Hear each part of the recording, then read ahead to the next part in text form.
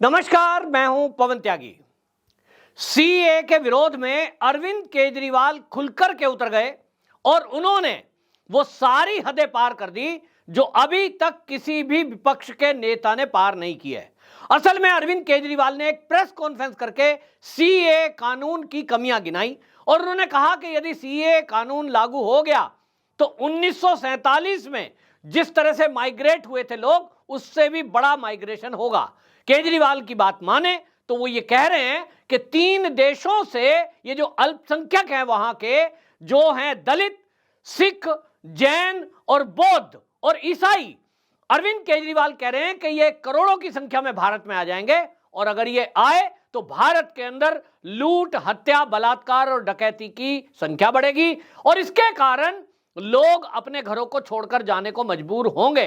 अब अरविंद केजरीवाल ने जो ये बात बोली है, आज तक किसी भी विपक्षी पार्टी के नेता ने नहीं बोली, चाहे वो टीएमसी की ममता बनर्जी हो, यहां तक कि ओवैसी भी हो। वो ये तो बोल रहे हैं कि ये जो कानून है इसमें मुसलमानों को भी शामिल करो, लेकिन इनमें से किसी ने भी ये नहीं कहा कि वो जो 3 देश के हिंदू आएंगे, वो जो सिख आएंगे, वो बलात्कारी होंगे, वो कल को डकैतियां करेंगे, वो चोरी करेंगे। अरविंद केजरीवाल यहीं नहीं रुके, उन्होंने बाकायदा प्रेस कॉन्फ्रेंस करते हुए यह भी कह दिया कि अभी हमारी जो सरकार है वो भारत के लोगों को तो नौकरी दे नहीं पा रही है, ना मकान दे पा रही है, और ये जो अल्पसंख्यक हैं 3 देशों के, इनको मोदी सरकार यहां बुला रही है। अब वो कह रहे हैं ये लगभग 1.5 करोड़ है। ये 1.5 करोड़ संख्या बताकर, अल्पसंख्यक शब्द बताकर अरविंद केजरीवाल क्या कहना चाहते हैं? मेरी जानकारी जहां तक है वो संख्या कुल मिलाकर के 1.5 से 2 लाख है, ये जो बाकी जगह आसपास रह रहे हैं। लेकिन अरविंद केजरीवाल उनको 1.5 करोड़ बता रहे हैं, जबकि डेडलाइन है और उस डेडलाइन के अनुसार अगर असम में आए हुए हिंदुओं को भी जोड़ दें वो संख्या लगभग 20 लाख है। लेकिन अरविंद केजरीवाल कह रहे हैं कि ये जो घुसपैठिए हैं जो आए हुए हैं भारत में 3 देशों के, हिंदू, सिख, जैन, बौद्ध और ईसाई, इनको नागरिकता मिल गई तो ये संख्या 1.5 करोड़ है। अरविंद केजरीवाल उन्हीं नेताओं में है जो इस सीए के विरोध में है, और अरविंद केजरीवाल उन नेताओं में भी हैं जिनके दिल्ली में रोहिंग्याओं को बसाने के लिए उनका नेता अमानतुल्लाह खान खुलकर के सपोर्ट करता है और कहता है जी मानवता के नाम पे हमने तो इनको बसाया हुआ है, उनको मेडिकल सुविधा है। उन रोहिंग्या और बांग्लादेशी घुसपैठियों को दिल्ली के कई हिस्सों में बसाया हुआ है और वहां उनके लिए बिजली का कनेक्शन भी है, उनको जो है पानी का कनेक्शन भी है, टैंकर के द्वारा पानी पहुंचाया जाता है, और अब तो खबर यह आ रही है कि उनको फ्री का राशन भी दिया जा रहा है क्योंकि उनके फर्जी कार्ड बना दिए गए हैं। अरविंद केजरीवाल उन रोहिंग्याओं के बारे में एक शब्द नहीं कहते, बांग्लादेशी घुसपैठियों के बारे में एक शब्द नहीं कहते, लेकिन उनको यह कहने में कतई शर्म नहीं आती कि ये जो हिंदू हैं जो बांग्लादेश, पाकिस्तान और अफगानिस्तान से आएंगे, वो कह रहे हैं कि साहब ये बलात्कार करेंगे, कल को लूट करेंगे। आपको मैं बताता हूं उन्होंने क्या कहा। उन्होंने कहा, मैं आपको एग्जैक्ट शब्द बताता हूं, ये कहते हैं इस कानून के लागू होने से पाकिस्तान के लोग भारत आएंगे, ये कितना सुरक्षित होगा। दुनिया बाड़ लगाती है सीमा पर, बिजली के तार लगाती है, लेकिन मोदी जी इनको बुला रहे हैं, जबकि सीए के कानून में बिल्कुल साफ है 31 दिसंबर 2014 की डेडलाइन है, तब तक जो आ गए ये नागरिकता उनको मिलेगी, ना कि अभी और आने वाले हैं, किसी को नहीं आने देंगे। केजरीवाल कहते हैं ये कितना सुरक्षित होगा, चोरी, बलात्कार, डकैती और दंगे बढ़ेंगे। इसका मतलब अरविंद केजरीवाल खुलकर ये कह रहे हैं कि ये जो बांग्लादेश, पाकिस्तान और अफगानिस्तान से आए हुए सिख हैं, ये जो दलित हैं, ये जो ईसाई हैं, ये दंगा करेंगे, ये बलात्कार करेंगे, या ये करते आए हैं, रह तो पहले से भी रहे हैं ना। 2014 के पहले से ये देश के अंदर जो संख्या है वो 20 लाख के करीब है, जिसमें बड़ी संख्या असम के अंदर है। तो अरविंद केजरीवाल ये कह रहे हैं कि ये अगर हिंदू आएंगे, ये सिख आएंगे तो ये बलात्कार करेंगे और संख्या जब आ जाएगी। तो पंजाब में आम आदमी पार्टी की सरकार चल रही है।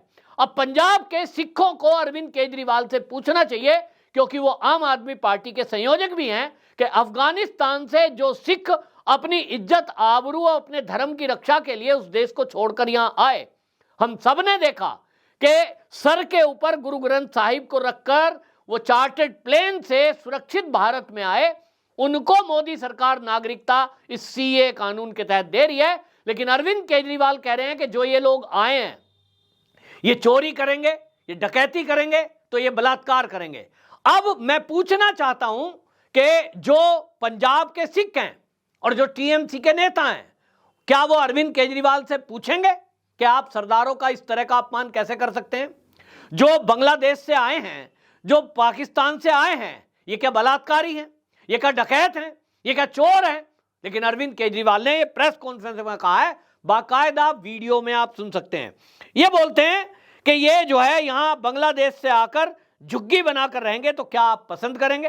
अरविंद केजरीवाल बोलते हैं बांग्लादेश और अफगानिस्तान में लगभग 2.5 से 3 करोड़ अल्पसंख्यक रहते हैं। एक बार भारत अपने दरवाजे खोल देगा तो इन देशों से बड़े पैमाने पर लोग भारत आएंगे। क्या हम इन शरणार्थियों को रोजगार देंगे? ऐसा क्यों किया जा रहा है? कुछ लोगों का कहना है कि वोट बैंक की राजनीति के खातिर किया जा रहा है। अरविंद केजरीवाल आगे कहते हैं कि भारतीय जनता पार्टी की योजना यह है कि आगे आने वाले चुनाव में यानी 2029 में बीजेपी इन हिंदू, सिख को और बौद्ध को, जैन को और ईसाइयों को अपने हिसाब से, जहां हिंदुओं की संख्या कम है वहां इनको बसाएगी और फिर वोट लेने के लिए ऐसा करेगी। अरविंद केजरीवाल खुद अपने मुंह से बोल रहे हैं कि यह आंकड़ा 3 करोड़ है। अब भैया 3 करोड़ अगर बांग्लादेश के हिंदू सिख आ भी गए तो अरविंद केजरीवाल जी जरा मुझे बताएं कि भारत में ऐसी कौन सी सीट है जहां ये जो 3 करोड़ सिख और ईसाई हैं, ये जो दलित हैं, वहां बीजेपी इनको बसाकर एक साथ इनका वोट ले लेगी। अरविंद केजरीवाल क्या कहना चाहते हैं? अरविंद केजरीवाल 5 करोड़ बांग्लादेशी घुसपैठियों पर एक शब्द नहीं बोलते।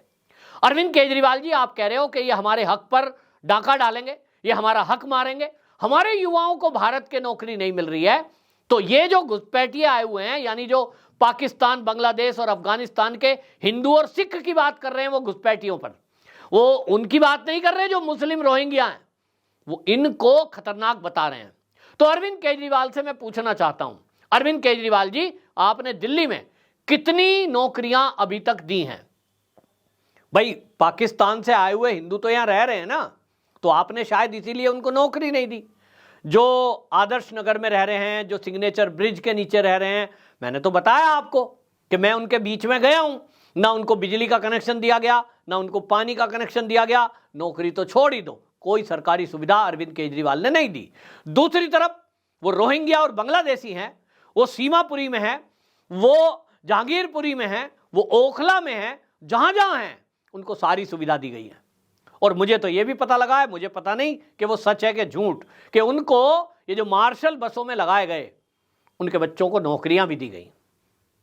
मार्शल लगाकर उनको चौराहे पे खड़ा कर दिया, चाहे तो बसों में तैनात कर दिया।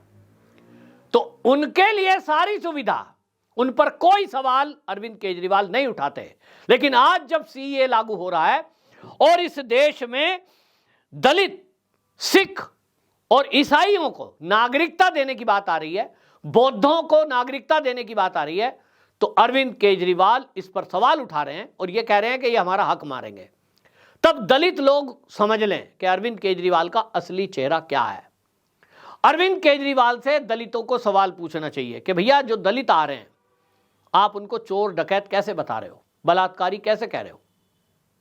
आज तक आपको बता दूं, लगभग 3 साल के करीब, 3 साल से तो ऊपर ही हो गया, जो पाकिस्तान के आए हुए दलित लोग सिग्नेचर ब्रिज के नीचे और यहां रह रहे हैं, उनमें से मुझे बताएं अरविंद केजरीवाल, कितने लोगों को आपने चोरी के केस में पकड़ा है?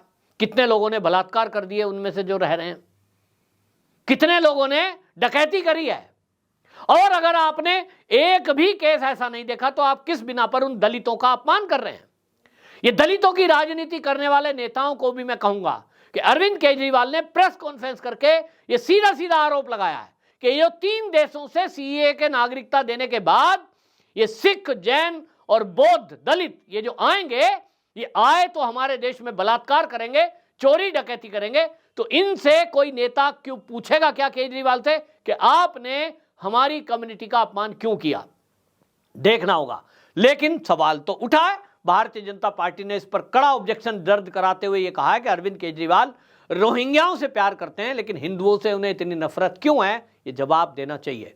लेकिन ये देखा जाए कि अब जो चुनाव का माहौल है, ऐसे में अरविंद केजरीवाल के लिए ये एक बहुत बड़ा सेल्फ गोल इन्होंने कर लिया है, क्योंकि जब ये पंजाब की रैली में जाएंगे तो भारतीय जनता पार्टी तो पूछेगी कि आपने किस तरह से सिखों को बलात्कारी कहा, क्योंकि अफगानिस्तान से बड़ी संख्या में सिख अपनी इज्जत, आबरू और धर्म की रक्षा के लिए भारत में आए हैं।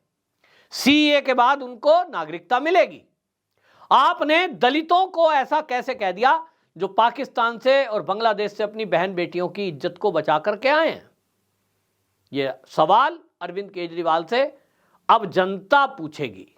तो निश्चित समझ लीजिए, इसका खामियाजा दिल्ली के चुनाव में और पंजाब के चुनाव में अरविंद केजरीवाल को भुगतना होगा।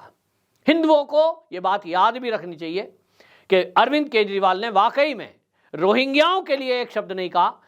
अरविंद केजरीवाल को उन रोहिंग्याओं में ना तो दंगाई दिखते हैं, ना बलात्कारी दिखते हैं, ना चोरी करने वाले दिखते हैं। वो सब दूध के धुले हैं।